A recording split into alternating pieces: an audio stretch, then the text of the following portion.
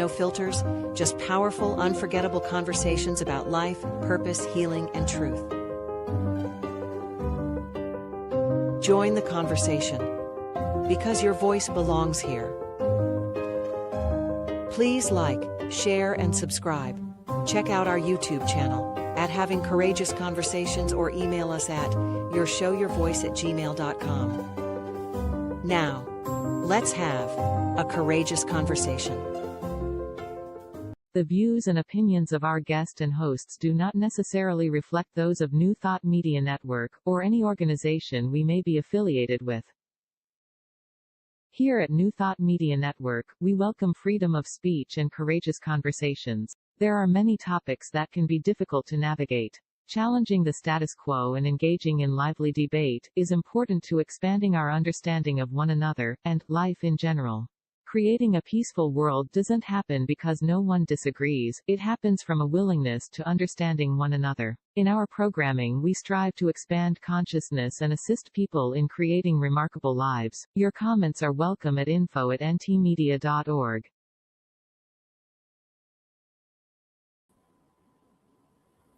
Welcome to today's episode of Courageous Conversations, a heartfelt, spirit-led online series where we explore the transformative power of honest dialogue. Rooted in authenticity, compassion, and spiritual awareness, this show invites voices from all walks of life to engage in meaningful conversations. I'm Cheryl, and I'm delighted to be here with my wonderful co-host Marg, and together we are delighted to be having a conversation once again with a longtime friend, Kelly Isola.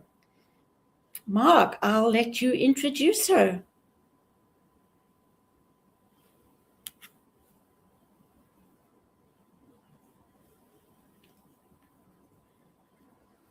That was interesting. My mic went muted. The gremlins are with us.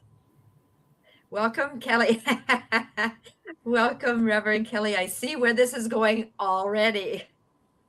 Reverend Kelly is a unity minister, speaker, and innovation alchemist, exploring the intersection of spirituality, embodiment, and cultural change. Her work integrates trauma-informed practice, interfaith leadership, and what she calls a twofold path, honoring both inner healing and outer engagement. She is the founder of the Story in Our Bones, a trauma-informed strength and resistance practice rooted in a simple truth. The body holds the story. Interesting. It remembers what the mind can't or won't. A trauma-informed approach to healing built on the pathway, connect, move, heal. Kelly challenges performance-based spirituality, inviting a deeper experience of presence, care, and right relationship.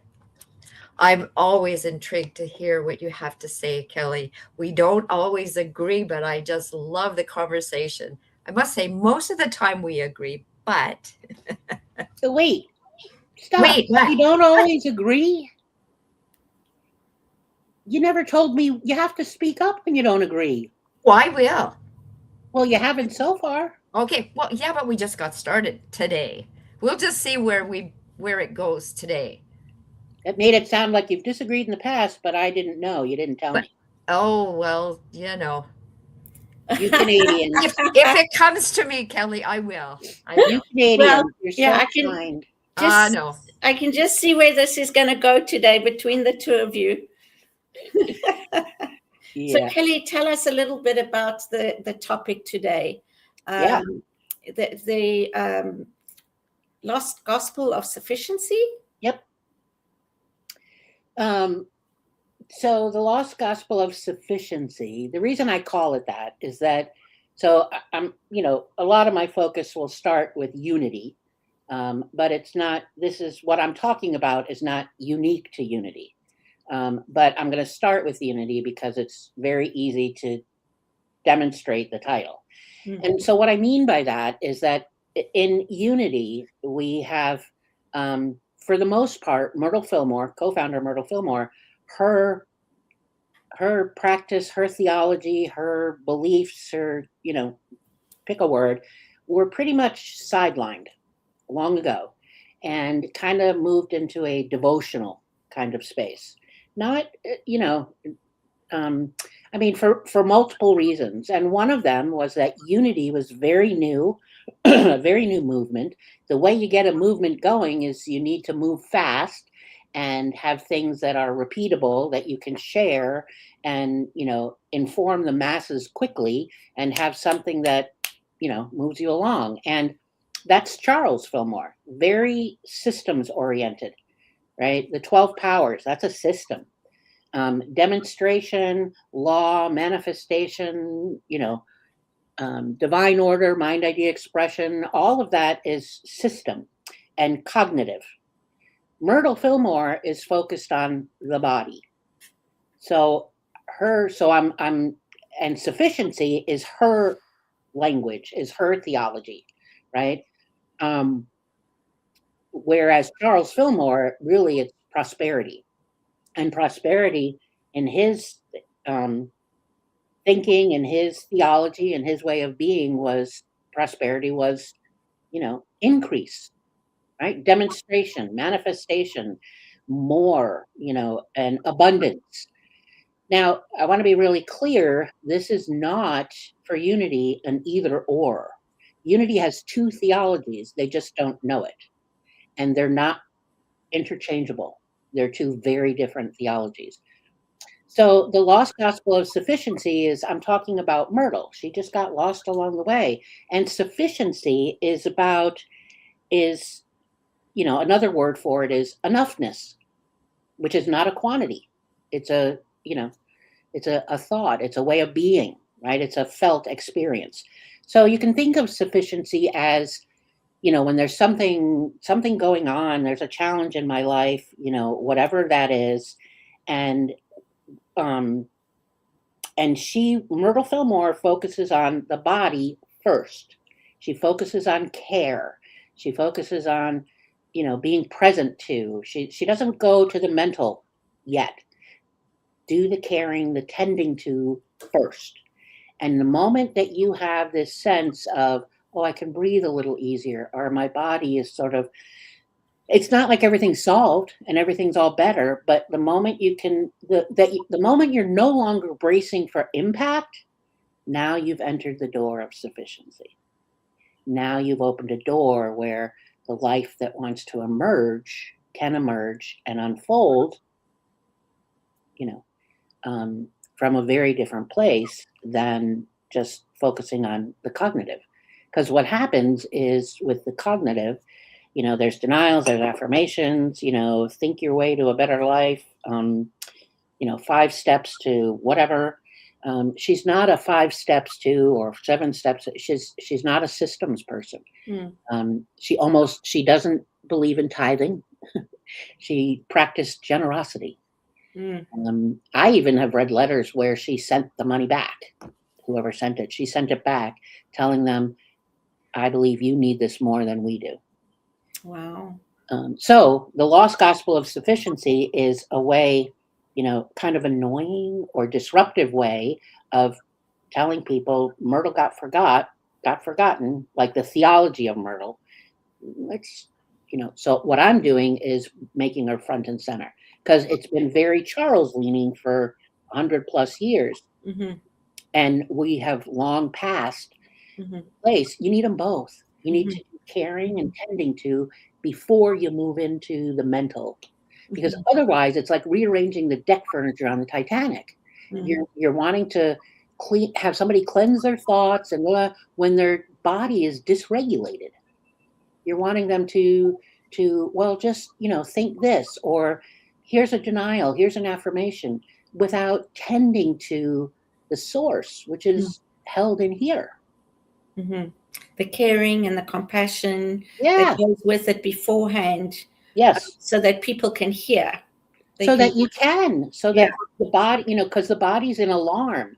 So nothing's going to get in while the Mhm. body's in alarm mode. Mhm. So the sufficiency thing, or the different practices, or Mhm. how you sort of bring the intensity down. Mhm. Would you say that her voice got lost because of the era when, women didn't have many rights as men? Well, it got lost for several reasons. That's one of them, and it really isn't about women's rights, because Myrtle was really she was very much a feminist, and Mhm. she was. I don't know that people really realize just how much of a spiritual force Mhm. she was, Mhm. because Can I just say one thing that I loved about her? yeah, Is that when they built a house, she wouldn't have a kitchen built. So that for me was just amazing. In those days, to build a house and say, no, I don't want a kitchen, I'm not cooking. yeah, I just love that. yeah. It's very clear. No, and what is Charles going to do? Argue with her? I Yeah. don't think so. So they used to go to his mother, right? For Yeah, lunch, she lived next for door. meals. She lived next door. Yeah. It's just like you look at the kids and your husband and go out the back door, make a left. She's right there.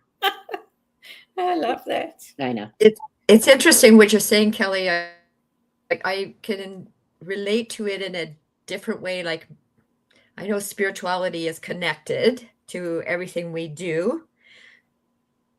I was just talking, I see a counselor regularly, and we were having a conversation, and she said, Marg, did you hear what you just said? I said, I made a decision based on how I felt. I felt peaceful. Normally, I'm very much in my head, and I'm a doer. So, okay, I'm going to do this task. I'm going to get through this situation because I can do this and this and this. So instead of feeling it in my body, no matter what this situation is, I go to the plan because I have control then. If I can take this, I know, I see this work there. I can take this and I can do something with it. I don't have to let it unfold. So when I hear what you're saying and apply it to spirituality, I think I can think. I will feel it. I'm listening. I'll do that. I am listening to you, Kelly. So I'm going to push back on one thing. Yep. For now. And that is when you said, when I apply it to something spiritual, what I would say is it's all spiritual. Yes. So that doesn't even make sense to me when someone says, well, when I apply it to spirituality, well, that's what you were doing before when you were trying to think your way out of it. Mhm. Either we're spiritual beings or we're not. Mhm. Mhm. Yeah. We can't be out of it. Mhm. So it's what I think one thing that gets lost is it's not just the feeling. Like, there actually is whatever my challenge is that's going on, that it's really we're arguing with reality. So what can I do to fix it? Right? That's kind of what you're describing. So we go to our head, but what's happened is, over the centuries, we've replaced this sufficiency and caring for and tending to with a performance strategy, right? Because that's what you're describing, is a performance strategy. Mm-hmm. Yep. And it doesn't make us more free. Mhm. It just makes us more anxious. Mhm. Right? So I want to go back to something you said about Myrtle's way of practicing sufficiency, and I can't remember the exact words. I should have written them down, but in my mind it was resistance, letting go. So when you stop resisting and you used another phrase, that's when you can relax into sufficiency. Sort of. So to let go of resistance is a cognitive thing. Okay. So that's not what you're doing. Okay. What you're doing is, so yes, there is resistance, but it's felt. Mm. So you can't let go of it until you tend to it. Right. So when I said, the moment I stopped bracing for the impact. That was it, bracing for the impact. When I'm bracing for the impact, right? Think about the challenges that we have and what's, waiting for the shoe to drop, or whatever phrase, but sufficiency is the moment we stop bracing for the impact, which does not mean that everything's been solved. It just means there's a little more space to breathe, that the emotions intensity is kind of dropped. The mind is less like a hamster wheel and it has slowed, so it's not like everything has been cleared up, but it's regulating the body so that now I can actually address what's going on. And what Myrtle does, and so what I'm going to talk about right relationship, which has been around for millennia. Like, that's not new to Myrtle, but that's the language she uses, and other traditions over the centuries have used it. But that being, when you realize that you're bracing for impact and you feel it, it's not I need to let go of resistance. It's, where am I feeling the resistance in my body? And if it's in the contraction of the chest, it's the shoulders, it's the, I'm often going, the jaw, because I'll hold it there. And that's how you, release. It's not a thinking thing. It's not a denial and affirmation thing. So once you're kind of more regulated, kind of back in the body and identifying where in my body am I feeling this, now you move into, Myrtle's question is, what are you not in right relationship with? So if you're afraid, okay, so I need to be in right relationship with the fear. And what right relationship means, it's not right like right or wrong. That's not what it is. It's and it's not like a strategy or a magic pill. It's right relationship means I'm willing to see it. I'm willing to be with it. And what is it? Where is it in my body? What is it telling me? And be in relationship with me, which means it's here. So stop arguing with reality. I love when I hear someone go, well, I just don't want to be afraid, or I don't want to do, well, I don't want to cry so much because then I'm going to be blah, blah, blah. And I look at them and I go, you're already in blah, blah, blah. So just say it and start being in right relationship with it. And once we're in right relationship, then we can move into more, a practical cognitive kind of thing. But the right relationship is one of the most difficult things because we've built a culture of demonstration. We've built a culture that says, if what's going on in my world is not what I wanted, then I'm doing something wrong. Yeah. So I need to go back to anchor this right relationship thing. So what I hear you saying, and I know you will correct me if I'm wrong. I have to. I know. Because it's fun. Job. It's your job.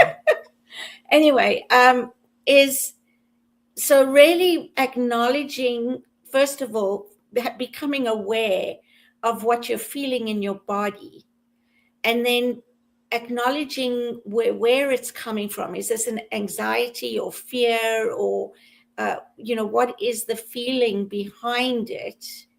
And then being willing to just sit with it instead of trying to push it away.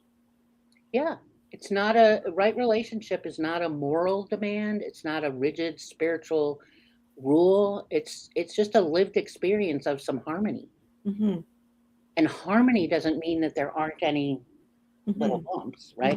Think about a choir, or any piece of music that has multiple, pieces, multiple sections, right? If you think about a choir, the sopranos and the altos and tenors and bass, and they're all singing a different thing, but it goes together.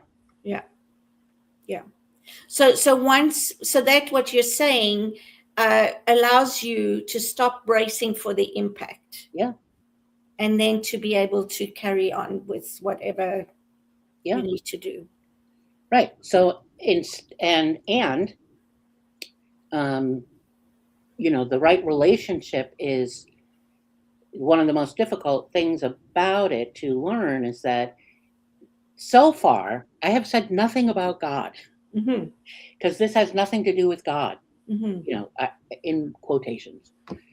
But there's no conversation about God. There's no bringing in, there's only one presence and one power, whatever. It's not helpful when someone's dysregulated. It's just not. You can't, again, rearranging the deck furniture on the Titanic. If someone is in a place, they're not going to, like, okay, now you've put them into a cognitive place. Oh, that's right, I forgot. And now you've taken them out of their body. Right? So right relationship is not something that's abstract. It's how do you speak to your body when you're exhausted? Right? How do you meet fear? Do you meet it to try to dominate it? Oh, I shouldn't be afraid, or this is, I must be doing something wrong, or whatever. So are you meeting it trying to dominate or control, or are you meeting it with some reassurance? Sort of like, oh, come on in. Welcome to the table. I'm not going to give you a chair because you're not going to be staying long, but you're welcome at the table for now. We're not pitching our tent there, but you're welcome at the table now. And oh, I can feel that in my shoulders. They're hunched over. Right? How do you relate to money? Right? Is it proof of your worth? Is it something that this is all of our, this will make people crazy, but in unity, in New Thought, really, as a whole, New Thought culture is about demonstration. Demonstration is more. So is our relationship with money about circulation?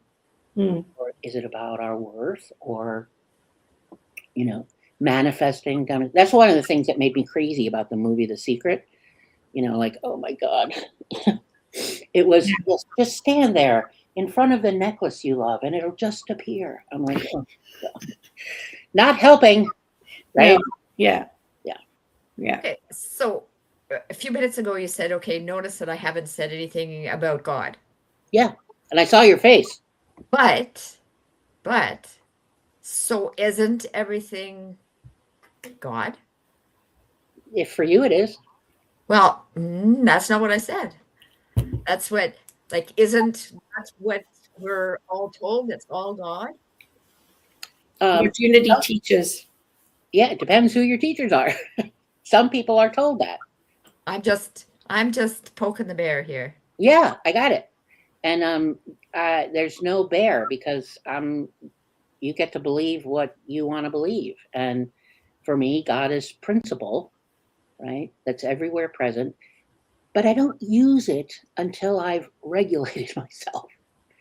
So I don't, intentionally, conscientiously, consciously use that principle and make it personal until I've done the caring and the tending. Okay. Right. And so you're teaching metaphysics without the care is cruel. I hear you.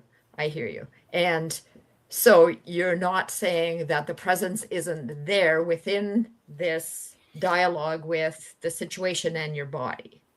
Absolutely not. But I'm not talking about it. I'm not. Yeah, exactly. I'm just bringing that forward for anybody who's in the background going, wait a second. Right. So it's how you hold, God, spirit, what's your thing about ultimate reality. And that's one of the things that I really love about unity, is that we can all express how we feel about that as individuals. We don't, I do anyway. Depends on what church you're in.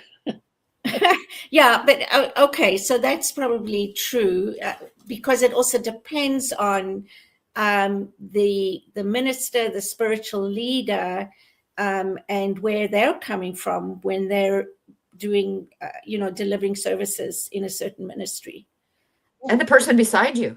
Yeah, absolutely. But I do appreciate that we can be autonomous and we don't have to be exactly the same and believe exactly the same, as long as we understand the principles and, the teaching behind it. I think that for me is important. Yeah, and that teaching is also going to be a little different wherever you go. Absolutely, from different teachers. Yep. So if you're sitting in a class of mine, you're going to get, wait, what? Mm-hmm. I never heard that. How come nobody told me that? And I'm like, I know. That's why I'm telling you now. Mm-hmm. But that's because it was forgotten. Mm-hmm. So that's, so that's why there's so much of what I'm doing is, like the Sacred Disruptor, this Lost Gospel of Sufficiency. I have a whole Lost Gospel series coming over the summer. The Lost Gospel of Belonging, of Limit, of Courage, of Enoughness. So there's and it's not, and so this idea that I'm talking about is not unique to Unity. For starters, all of New Thought, demonstration culture, even if you look at our history, right? Go back to Quimby, and go back to Mary Baker Eddy, go back, keep going back. Christianity says, ask, believe, and you'll receive. Knock and the door will be opened. Seek and you'll find. So it becomes transactional.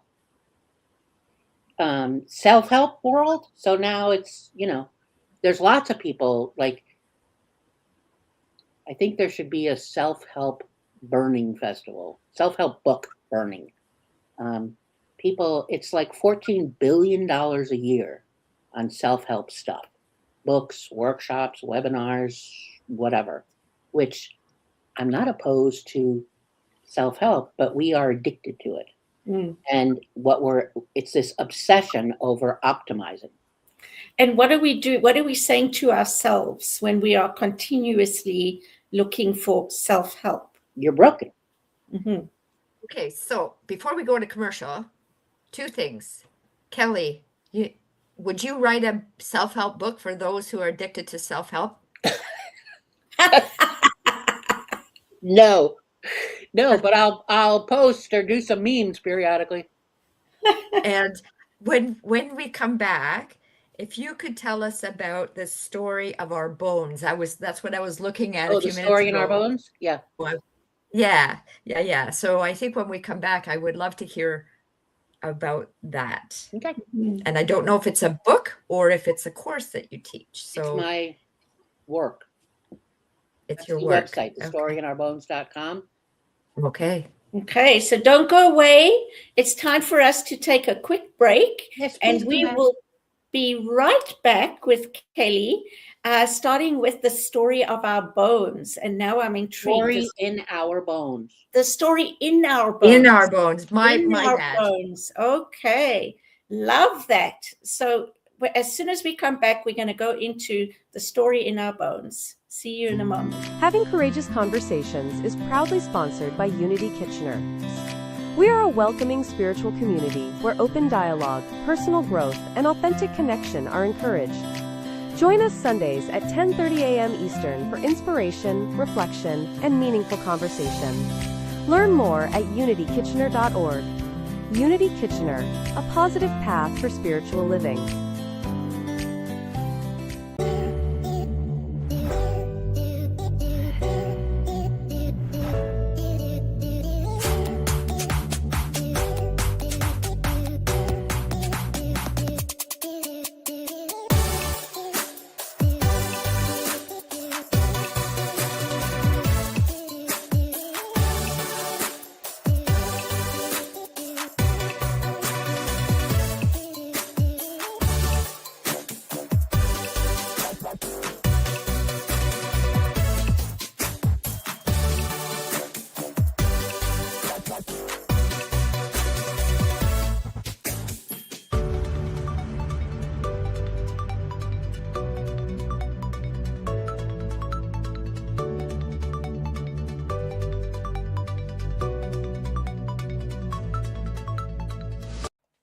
Come expand your spiritual journey. Join us for Just the Talk, Sundays, 1 p.m. to 6 p.m. Mountain Time. Experience Unity Kitchener and Ottawa.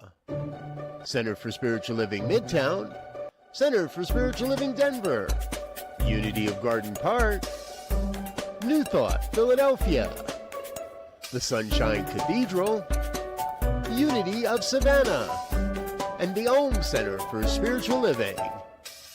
Come unleash your spiritual potential with New Thought Media Network. We're back. Yes, we are. And we're going into talking about the story in our bones. So thanks, Mark, for remembering to bring that up. And Kelly, what is that about? So the body remembers what the mind can't or won't. So the story in our bones that's the name I have for what I do, because that's where our stories live, in our bones, in our body. Mm-hmm. And the body remembers everything, whether we realize it or not.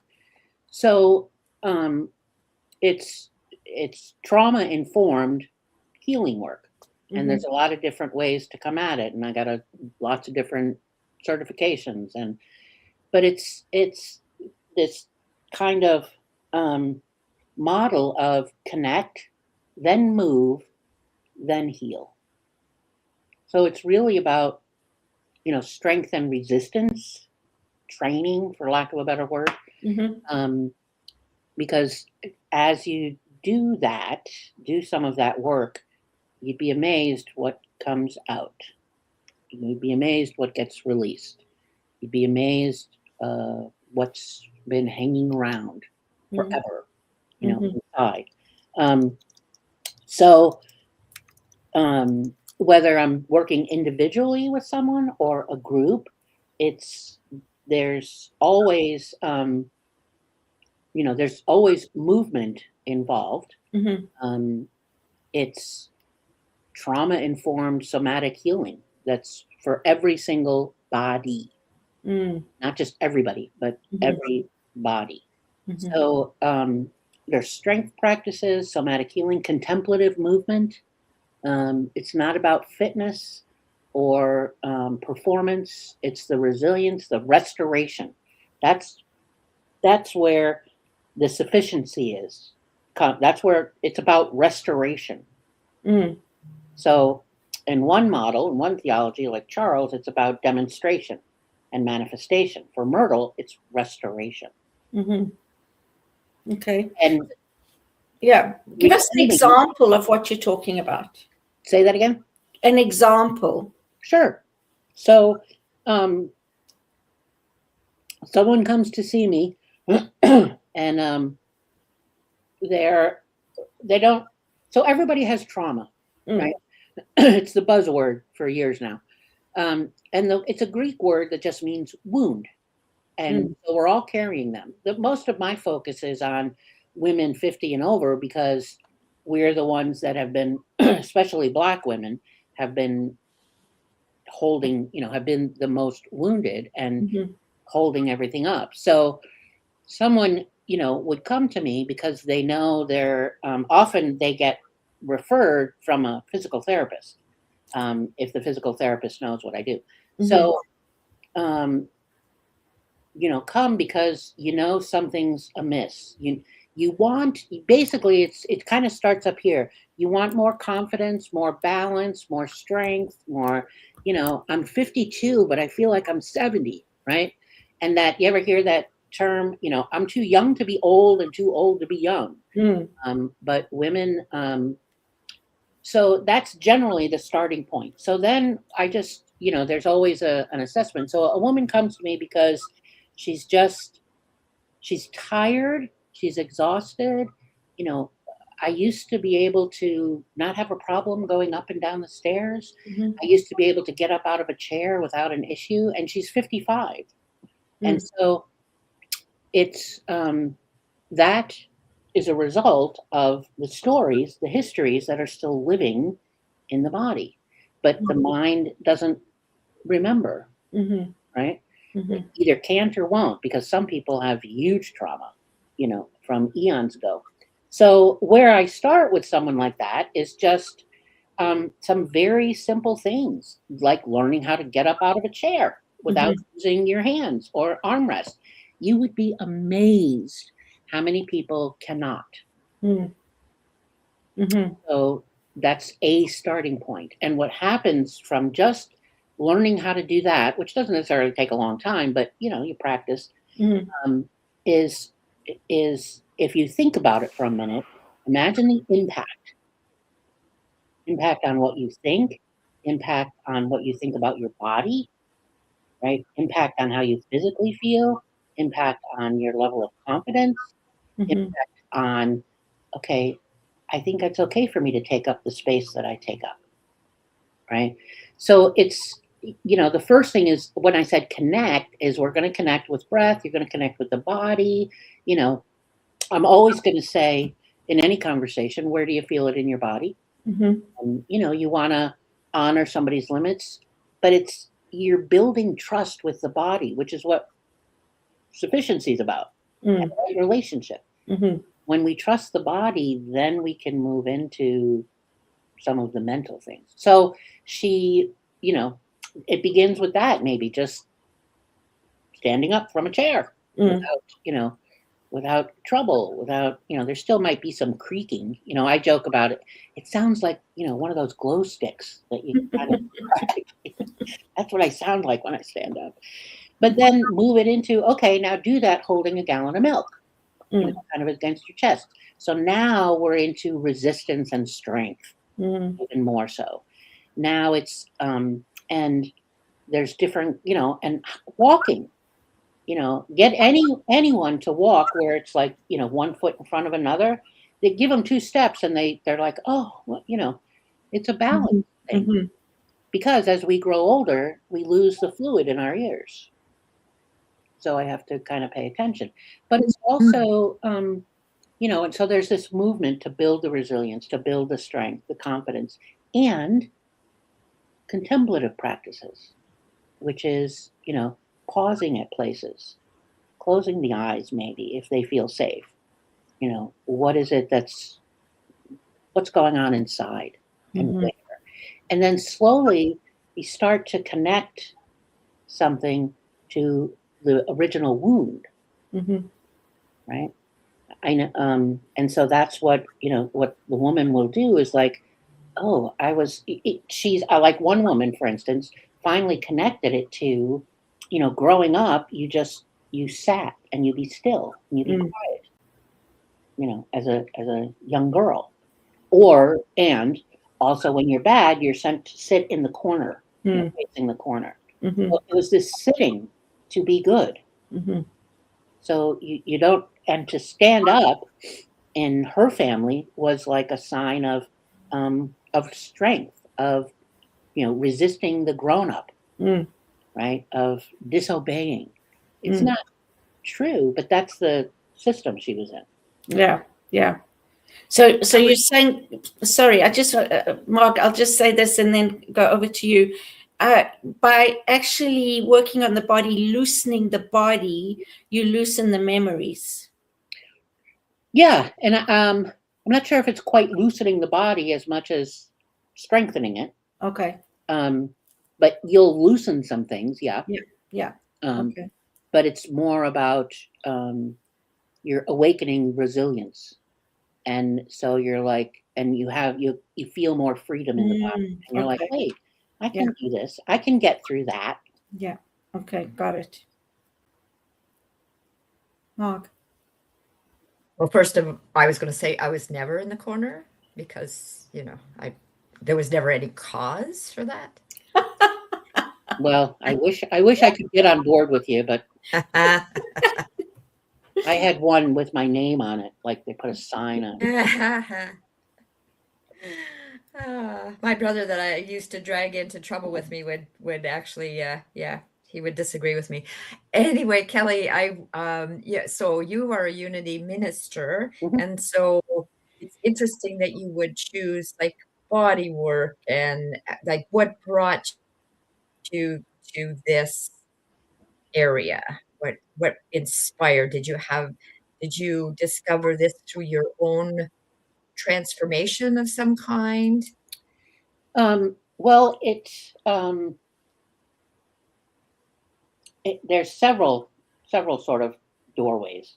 So one of them is my mother was a hospice nurse, and so death was just always present, and it wasn't, like basically our culture is put makeup on them, and you need to embalm them and put makeup on them and lay them out so it doesn't look like death, right?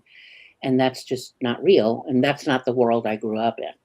So there was definitely a different connection to the body in terms of it. When you die, it falls apart. If you just put it in the ground, you become worm food. So, and I don't remember my mother ever saying that, but it was just a different perspective on death and the body and dying. And then, and I was an active addict for a while, and that's just any way you can beat up the body, that's the way to do it. Go down the road. Being raped a few times, having the body assaulted, so all of this just lives in the central nervous system. And, when I got clean and then kind of moving through time, just always, fascinated isn't the right word, but when I was introduced to unity, I don't know, 30 years ago, it, for better or for worse, it derailed me into all the mental cognitive. I could think my way out of something, and weight, right? Being overweight, always knowing there's something wrong with you because you're overweight. I've had unity ministers tell me that I have no business being at the front of the room teaching spiritual principles because of how I look. And that's verbatim, not making it up. Personally, I think they should be disrobed, but that's just cruel. Never mind metaphysical malpractice. That's just mean. So, and learning more about that, and just taking a while to be comfortable with who I am and what I look like. And at one point, I don't know, 15 years ago, maybe, I don't know, I was in a class, and then I was teaching the class, but one of the exercises was you take a string and you make a circle on the floor for how much space do you think you take up physically. So I make this circle, and then you go sit in it and see how, so I make this circle with the string, and then I go be in it, and you kind of sit down or you kneel down, and realizing that I'm contracting in order to get myself to fit in the string, which means that I'm not okay. I'm not in right relationship with my body because I didn't make a string big enough. I don't see myself, which means I'm broken. I need to be smaller. So it's a series of events. And then I was introduced to somatic, trauma therapies, and went down those roads, and just more and more and more, coming alive. And then when I got into weightlifting, that was a serious, fast door opening. Because the minute, if like deadlifting, you have a bar and you have the weights on the end of the bars, the minute you get into doing that, it's, for me, just like this little ball of, violence, of terror, of poison that had been I've done everything in the world to heal trauma, and yet there was still this little ball just in there. And the minute I started with the deadlifting, the first time that I did a deadlift, my physical therapist said that it was 90 pounds. He goes, "How much do you think you lifted?" And I go, "I don't know, 40 pounds." He goes, "No, it was 90. And I'm like, "Oh, okay." But he leaned in and he said, you were really good at that. And of course I go, okay, great. Like with every compliment, okay, thanks. And then he knew what I was doing because I'd been seeing him for a little bit. And then he leans in and he goes, no, you were really good at this. And I'm like, okay. And he said, no, you're so good at this. If this was 30 years ago, I'd be training you for the Olympics. Wow. That's how good you are at this. And then I was like, huh. Like, then you could shut Kelly up. And then the very last thing he said, and leaned in a little bit more, he said, and I don't know if I could say it without crying, but he leans in, he's not that far away from me. And he goes, your body was perfectly designed for this. And then I was, I got goosebumps. yeah, I can't even talk now. Yeah. I took it home and I, kind of sat with it and it, percolate and be in right relationship with it and just, what is that? And sobbed for like 3 weeks. Mm-hmm. And I was talking to a friend and I told her, the whole story. And after I said, your body was perfectly designed for this, I said, she interrupts me and she goes, wait a minute. It's not just that you heard him, you believed him. Mm. And I'm like, oh, yeah. So that was probably the biggest turning point where I decided, okay, I'm going public. Mm-hmm. And it just was a huge turning point for me in terms of the body remembers what the mind can't or won't. Mm-hmm. And so all of this just came pouring out and, there was never anything wrong or broken with me. And here's through this, strength and resistance, like now I can lift 290 pounds. So, and it's not like I wanted to get there. Mm-hmm. It's just recognize the power in the resistance and the strength and what it does for your confidence and how it really brings you into relationship with your body. Because we live in a culture that we cut off here, right? So what are the stories in my bones? And it's not just my stories, it's generational, right? So my mother told me my whole life, when I was pregnant with you, I gained 45 pounds, more than anybody else. And I'm like, there's 5 kids. And I'm like, oh, well, thank you. That's a wonderful affirmation. So it's my fault that you have these big hips and all that. Got it. Yeah. I don't know. That was a long answer, Mark. Thank you for being open and vulnerable. And something triggered a memory of my mom, and I'm feeling very emotional right now. And, there's somebody by the name of Kelly Isola that said it's okay to cry. Yes. I think you did a talk on that now, didn't you? I think I did. Yes. Mm-hmm. Our tears feed the world. Mm-hmm. Yeah. And that was very, I think it was a great explanation of how you got to where you are. By doing all the work and recognizing, first of all, you didn't recognize it, but you were doing some physical work, but then recognizing that even after all the work that you had done with consciousness and I suppose counseling and all that kind of, learning about somatics, there was still something held in the body. Yes. Which was only released once you picked up those weights. Yep. Because I had to move the body to get it out of the way. Yeah. Which is why my little, umbrella is connect, move, heal. Mm-hmm. Mm-hmm. So now you're healed and you don't have to ever go through any of that again, right? Okay. Are we ever though, Kelly? Seriously? I I used to ask that question and be asked it, and I haven't asked myself that question in a long time because I think healing is a journey, not a destination. I agree. Even Myrtle, like there's this whole cultural myth that Myrtle healed herself of tuberculosis in 2 years. Yeah, not so much. There's actually no proof she had tuberculosis. She had a lot of symptoms of things that she took care of over the years, but she died. When she died, she was still a massive worrywart. You know, anxiety.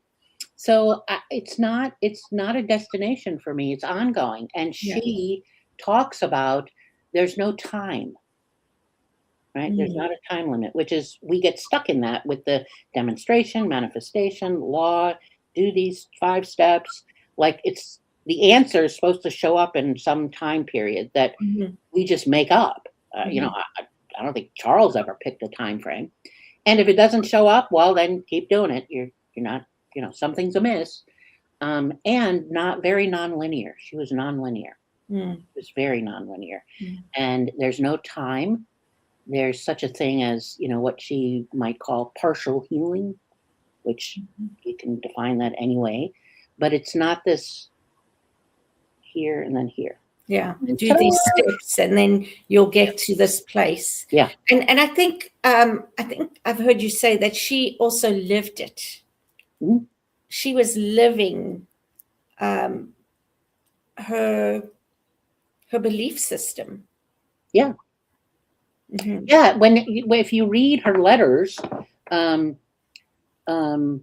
she generally starts, I don't know if I remember one when she didn't, but she starts the letter out telling the person how grateful she is that they wrote, or so glad to hear from you, or she starts out in this very relational, belonging place. She doesn't start off with, well, what are you holding in consciousness? You know, I think if somebody were to say that in front of her, she'd probably smack them.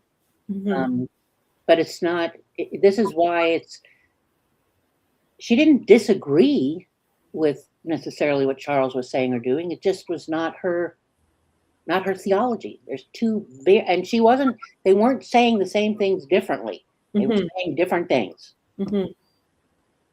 Yeah, that's interesting.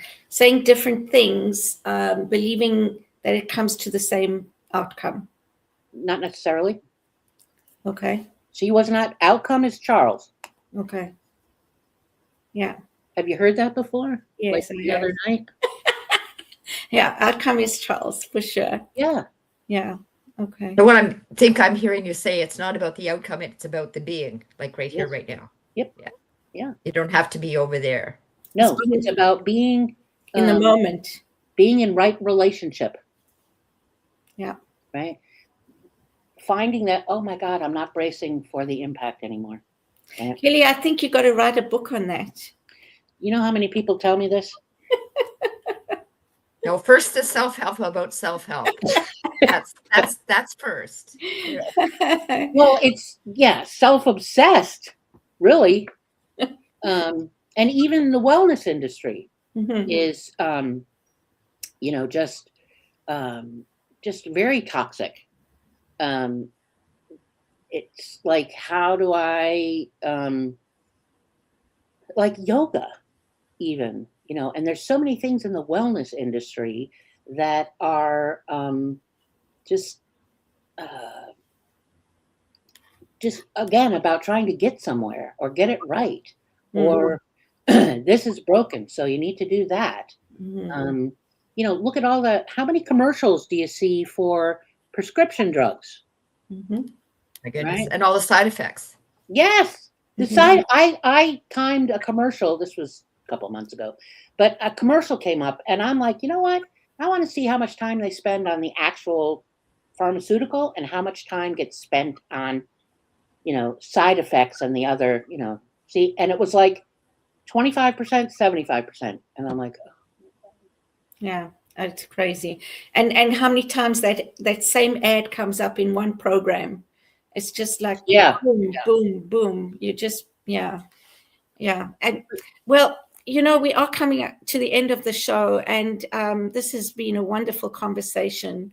I always enjoy speaking with you, Kelly. You too, Mark. I love the questions. I love the conversations that we have. So, Kelly, if there's, we like to ask people near the end, if there's one thing you would like to leave people thinking about or leave them with, what would that be? Well, a couple things come to mind is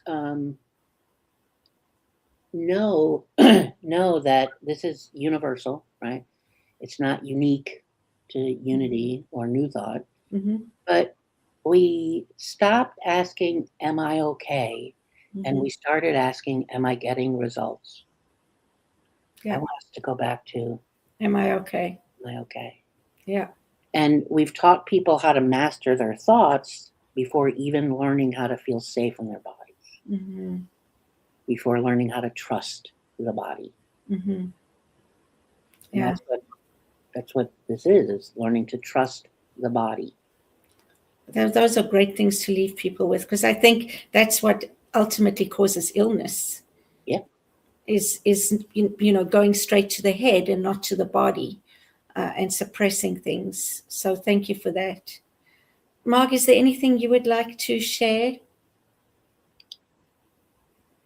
No, I'm doing a lot of processing. I think we fried her brain.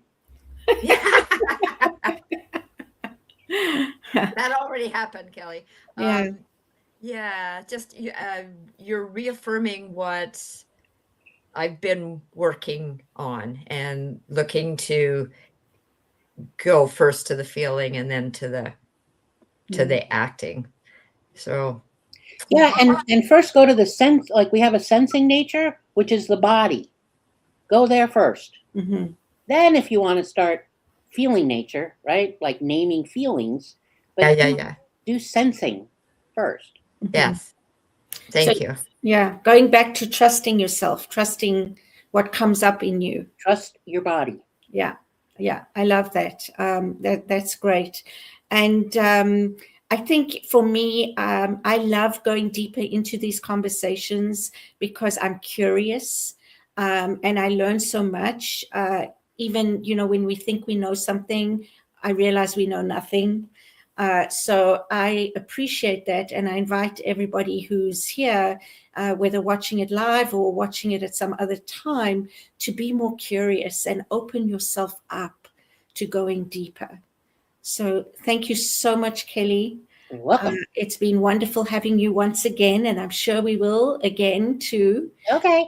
So thank you for joining us. And don't go away. Please like, please share, and please subscribe, because that helps us get to more people, and especially our guest speakers who have these wonderful messages and things to teach or to talk about. So we'll see you next week. Bye-bye. On behalf of everyone at New Thought Media Network, thank you for being a member of our virtual family. Your financial contributions help share the New Thought message with people from around the world. Please visit and contribute at www.ntmedia.org/donate. New Thought Media Network, come be you. And please like, share, and subscribe. Until next time, peace and blessings.